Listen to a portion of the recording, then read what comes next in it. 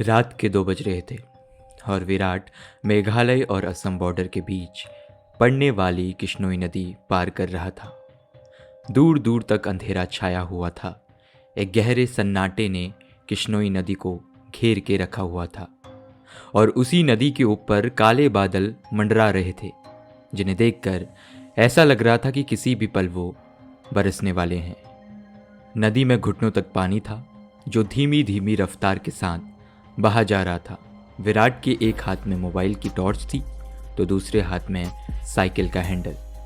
विराट पैदल पैदल मोबाइल की टॉर्च की रोशनी के सहारे नदी पार कर ही रहा था कि तभी उसका मोबाइल बजने लगता है। विराट फोन उठाते हुए कहता है, हाँ वंदना, बोलो। मोबाइल पर दूसरी तरफ से एक औरत की आवाज़ सुनाई देती है। कहाँ तक पहुँचे हो जी आप? किश्नोई नदी पहुँच गया हूँ वंदना। बस ये बिश्नोई नदी पार कर लूँ और फिर मैं सीधे तुम्हारे पास। वंदना की घबराई हुई आवाज़ सुनाई देती है। क्या क्या कहा? किश्नोई नदी पार कर रहे हो आप? और नहीं तो क्या। अब तुम्हें तो पता ही है कि बंगला मुड़ा गांव से रोंका मूचा गांव जाने का एक ही मात्र यही तो रास्ता है, वो भी नदी पार करके जाना पड़ता है। आपको इतनी रात में वापस नहीं आना चाहिए था, ग्रेवयार्ड कोठे में ही रुक जाना चाहिए था। आपको तो पता है ना, नदी के पास वो घूमती है। विराट हैरानी के साथ पूछता है, वो मैं समझा नहीं, वो घूमती है मतलब? आपको सब पता है, पर फिर भी आप जानबूझकर ऐसा बोल रहे हैं। माँ जी ने बताया था ना कि नदी पार करते वक्त उसका नाम नहीं लेना चाहिए, वरना वो सच में आ जाती है। वंदना, तुम भी ना यार, कहाँ माँ की बातों में आ गई। लगता है माँ ने भी तुम्हें यक्षिणी की कहानी। विराट अपनी बात पूरी करता है। उससे पहले ही वंदना घबराते हुए कहती है, चुप हो जाओ तुम। हे काली माँ, मेरे पति की रक्षा करना और अनजाने में इनसे जो भी अनर्थ हुआ है उसके लिए माफ़ कर देना। अब ये कभी उसका नाम नहीं लेंगे। विराट हंसते हुए कहता है, क्या वंदना तुम भी यार, ये यक्षिणी वक्षिणी कुछ नहीं होती, समझी तुम? ये सब मनगढ़ंत कहानियाँ हैं जो गांव वालों ने बनाई है, और कुछ नहीं। आप नहीं मानते तो मत मानिए, पर मैं तो मानती हूँ। आप ना जल्दी से जाइए, प्लीज़ जल्दी से आ जाइए बस। हाँ वंदना, आ रहा हूँ, बस ये नदी तो पार कर लूँ पहले। अच्छा, मैं रखती हूँ। और ऐसे कैसे? तुम्हें लगता तुम कुछ भूल रही हो। मैं भूल रही हूँ? क्या भूल रही हूँ? याक्षिणी के बारे में याद रख सकती हो, लेकिन ये याद नहीं रख सकती कि आज हमारी शादी की सालगिरह है। गलती हो गई जी, माफ़ कीजिएगा। आपकी फिक्र में मैं तो ये बात भूल ही गई थी। विराट मुंह बनाते हुए कहता है, अब भूल गई थी तो आज उसकी सज़ा तो मिलेगी तुम्हें। सज़ा के लिए तैयार रहना। वंदना प्यार से पूछती है, अच्छा तो क्या सज़ा देंगे आप? तुम्हारी सज़ा ये है कि तुम्हें आज रात भर जागना पड़ेगा। वंदना शर्मा जाती है और शर्माते हुए कहती है, आप भी ना, कैसी बातें करते हैं आप? अरे अपनी पत्नी से ही ऐसी बात नहीं करूँगा तो किससे करूँगा? ठीक है, आ जाइए, मैं इंतज़ार कर रही हूँ आपका, जल्दी आना। वंदना फ़ोन कट कर देती है और विराट वापस से नदी पार करने लग जाता है। अभी विराट ने 1-2 कदम ही आगे बढ़ाए थे कि तभी उसको पायल बजने की आवाज़ सुनाई देती है। विराट को लगता है कि उसके पीछे से कोई लड़की भागते हुए निकली है। पायल की आवाज़ सुनकर विराट जहाँ पर था वहीं पर रुक सा जाता है और पीछे मुड़कर देखने लग जाता है। जब वो पीछे मुड़ता है तो सिवाय अंधेरे की उसे कुछ दिखाई नहीं देता। उसके पीछे कोई नहीं था। वंदना बिना याक्षिणी का नाम लेकर उसने मेरे मन में ये वहम डाल दिया है और वही वहम डरा रहा है मुझे।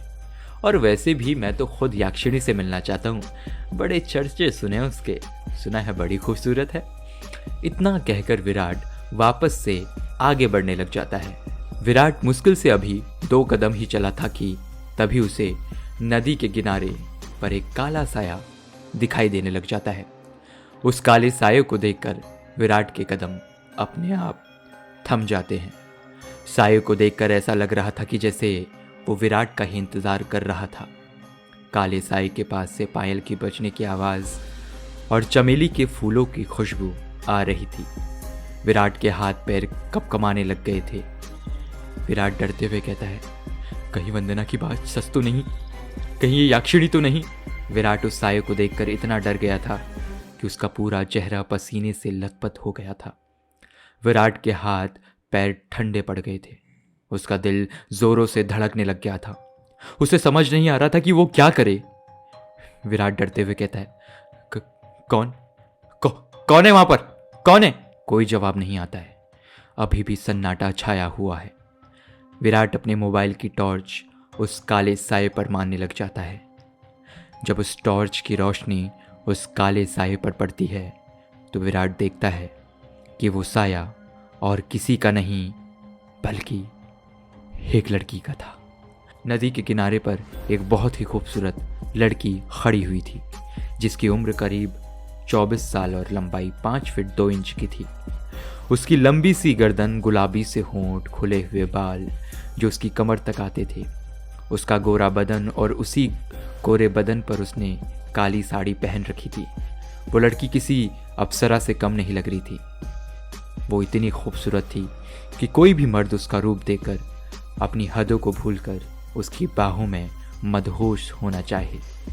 वो लड़की अपने हाथों से विराट को इशारा करते हुए अपने पास बुलाती है। उस लड़की को देखकर विराट भूल गया था कि याक्षिणी जैसी भी कोई चीज़ होती है। विराट अपनी साइकिल को वहीं पर छोड़ देता है और जल्दी जल्दी उस लड़की के पास जाने लग जाता है, जैसे उसके बदन में कोई आग लग गई हो। विराट उस लड़की के पास जाकर उससे धीरे से पूछता है, कौन हो तुम और यहाँ पर क्या कर रही हो? क्या नाम है तुम्हारा? लड़की अपने चेहरे पर मुस्कान लाते हुए कहती है, नाम में क्या रखा है? जो रखा है वो तो काम में रखा है। कैसा काम? लड़की विराट की आंखों में देखते हुए कहती है, वही काम जो तुम अपने घर पर जाकर अपनी पत्नी के साथ करने वाले थे। तुम उसे आज रात भर जगाना चाहते थे ना? क्या तुम मुझे नहीं जगाओगे? उस लड़की की आंखों में एक नशा सा था जिसे देखकर विराट सब कुछ भूल गया था। ऐसा लग रहा था जैसे वो उसके वश में आ गया हो। विराट भी उस लड़की की आंखों में देखते हुए कहता था, हाँ हाँ क्यों नहीं, मैं तुम्हें आज रात क्या, कल, परसों, नरसों हमेशा जगा कर रखूँगा, कभी सोने ही नहीं दूंगा।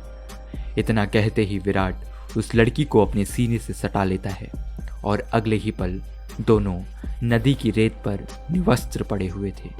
दोनों के जिस्मों की गर्मी से रेत उनके शरीर पर चिपकी थी। उस लड़की के बदन से चमेली के फूलों की खुशबू आ रही थी। लड़की नीचे थी और विराट उसके ऊपर।